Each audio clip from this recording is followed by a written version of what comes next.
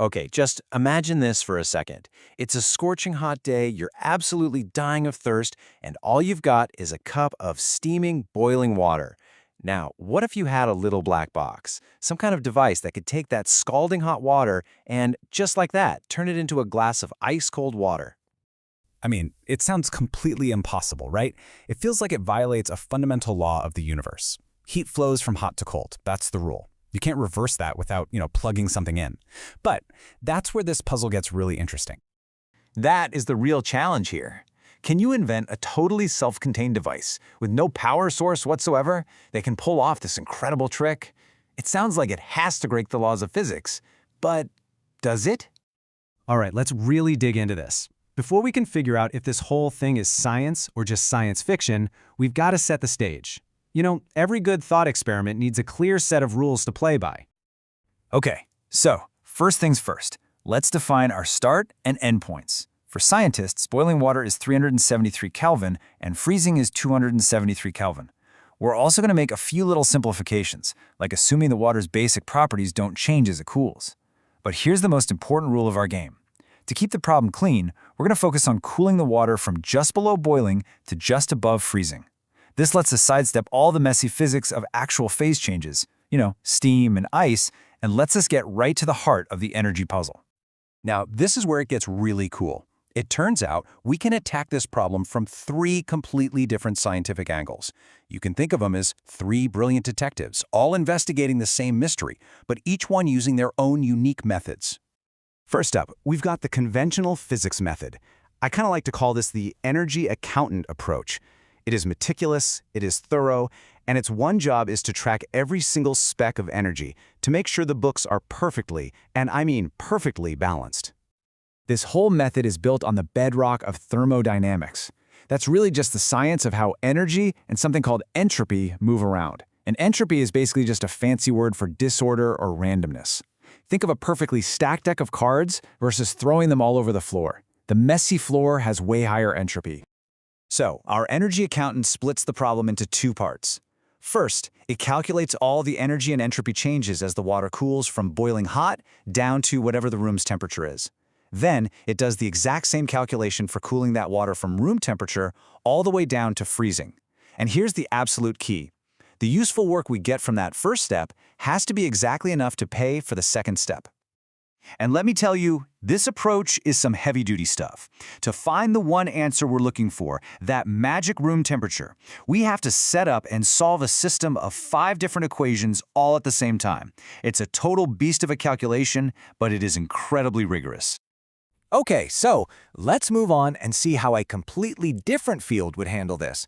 This is the physical chemistry approach, which I think of as the engineer's toolkit. It doesn't really think in abstract flows, it thinks in terms of actual machines and cycles.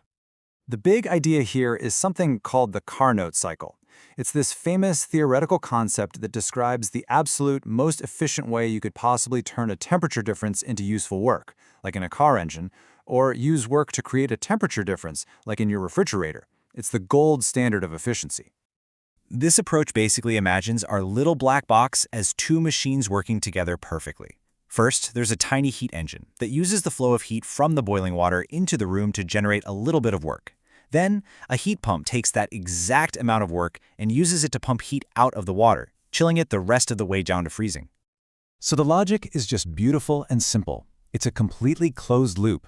The output of the engine becomes the input for the pump. There's no waste, no extra energy coming from anywhere. It's a perfectly self-sufficient system, at least in theory. All right, on to our third and final detective. This one comes at the problem from a totally different, kind of mind-bending angle: information theory. If the first method was an accountant's ledger and the second was an engineer's blueprint, this one is like a philosopher's elegant proof. This method uses an incredibly cool concept called net surprisal. Just think about it like this. A cup of lukewarm water sitting on a table is, well, it's kind of boring. It's expected. It matches its surroundings. But a cup of boiling water or a cup of ice water, that's surprising. It's out of place.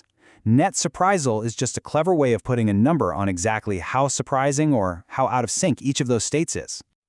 And this This is the amazing payoff. Instead of 5 complicated equations, this whole method boils down to just one. It basically says our little unpowered device can work only if the surprisal of the starting hot water is equal to the surprisal of the final cold water. When those two values balance out, the whole process is possible without needing to plug anything in. It's just elegant. So, there we have it. The meticulous accountant, the practical engineer, and the abstract thinker. 3 totally different ways of looking at the exact same problem. I mean, what are the odds they'd all agree? Well, this is where the story gets really, really good. 3 different methods. One single answer. Yeah. Despite taking these wildly different paths, all 3 approaches, the physicist, the chemist, and the information theorist, they all arrive at the exact same mathematical conclusion. And in science, that is just beautiful. When different fields independently confirm the same result, that's when you know you've stumbled onto something really fundamental.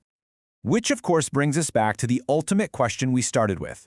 What is that answer? What is the maximum possible room temperature where this seemingly impossible invention could actually work?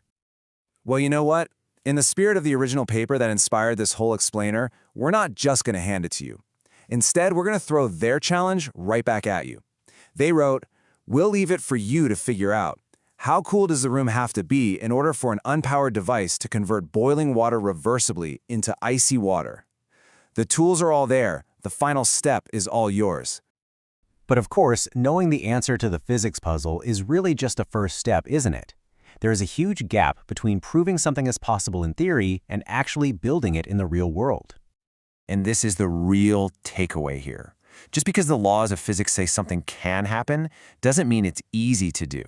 The practical engineering of building a perfectly efficient, perfectly reversible device to pull this off is a massive challenge. And as far as we know, no one has actually done it yet. So, we're going to leave you with this final thought.